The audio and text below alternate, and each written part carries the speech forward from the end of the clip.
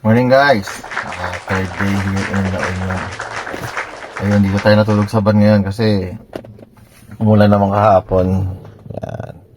Yung gamit natin. Pati lang may electric fan. Yan. Umulan naman kahapon kaya presko. Yan, nakapahinga tayo ng mahaba. Yan, samahan nyo kami ngayong araw. Kung ano mangyayari. Yan lang guys, let's go! At ngayon nga guys, after 1 hour ay mag-check out na sila. Early check out sila ngayon dahil gusto na nila magpahinga at umuwi. Yeah, picture muna sa kanilang transient bago sila umalis. At ayun nga, habang nakasakay na mga guests natin sa ating van at paalis na tayo. Paatras na si Bantoy. O, diba? Ang ganda ng parking nila dito. Hindi masyadong sumayad. Op. Konti lang. Ang yabang naman ng Bantoy, oh. Nakatak-in yan. Oh, diba? Yan, let's go. Yan, habang nagro-rolling na tayo, papunta na tayo sa breakfast. Mag-breakfast daw sila sa Jollibee.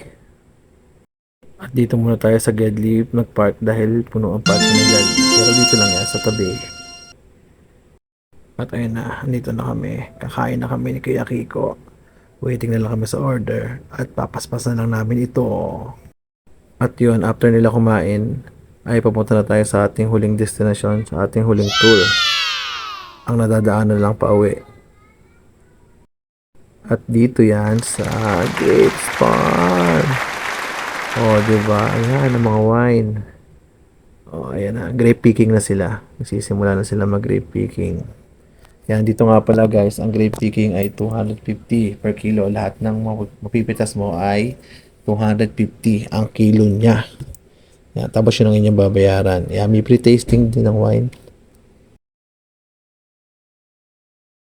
Kaya guys, next time pag napapunta kayo dito sa La Union, dito kayo bumili sa kila Ate Annabel Gapus Ancheta Grapes Farm.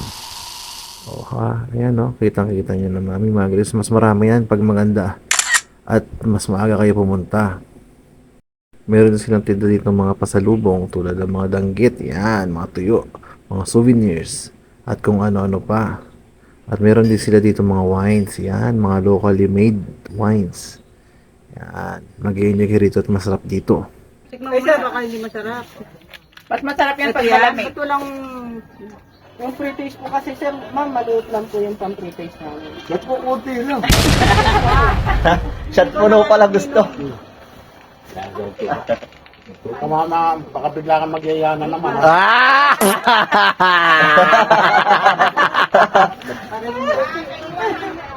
At pagkatapos namin sa Grapes Farm, at syempre hindi mawawala ang aming rolling shot. Baka Bantoy at Luna Banyan.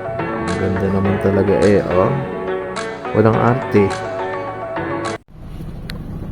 At ayun na nga guys, no, nakapag-drop na tayo. Na-drop na natin sila dito sa Santa Mesa. Yan. Hindi ko na video kasi traffic. Sobrang traffic pala doon sa area nila nung pinagbabaan namin. Ngayon na sa susunod lang ulit guys.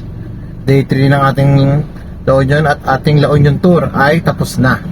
Susunod ulit guys, sama kayo sa amin. Ni Kuya Kiko o kung sino man na makasama o ako lang. Thank you guys, bye!